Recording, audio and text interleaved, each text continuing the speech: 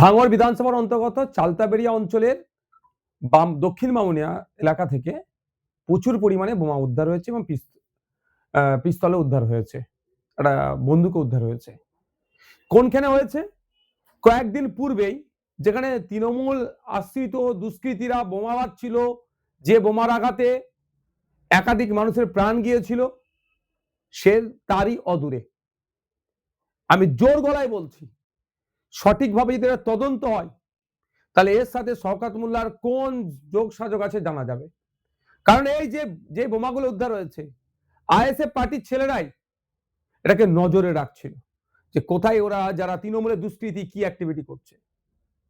তারা খবর পেয়ে প্রশাসনকে জানিয়ে এটা উদ্ধার করেছে।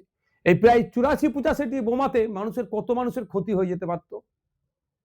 আমি প্রশাসনের কাছে অনুরোধ করব যে চিরুনি তল্লাশি হোক ভাঙড়ে, এই চিরুনি তল্লাশি করে এই ধরনের যা অবৈধ অস্ত্র শস্ত্র আছে উদ্ধার হোক, মানুষ শান্তির সাথে থাকুক, আর শওকত মোল্লা সাহেবকে জিজ্ঞাসাবাদ করা হোক, আসল রহস্য উঠে আসবে। এনআইএ এসেছিল, জানি না তারা কেসটা টেক আপ করছে কি করবে না, এটা অবশ্যই তদন্ত হওয়া দরকার এবং ভাঙড়ের মানুষ যাতে শান্তিতে থাকে তার ব্যবস্থা করা প্রশাসনকে দেখতে হবে।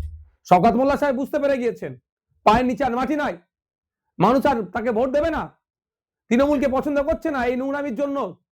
একদিকে ওয়াকফ থেকে শুরু করে ওবিসি থেকে শুরু করে আর এসআইআর পড়বে, যেভাবে তৃণমূল নাটক করে গিয়েছে তখন মুখ ঘুরিয়ে নিচ্ছে, জিতার জন্য এই ধরনের অবৈধ অস্ত্র শস্ত্র মজুদ করছে। আমরা চরম বিরোধিতা ধিক্কার নিন্দা জানাচ্ছি। শওকত মোল্লা সাহেবের বিরুদ্ধে তাকে জিজ্ঞাসাবাদ করা হোক এও আহ্বান করছি।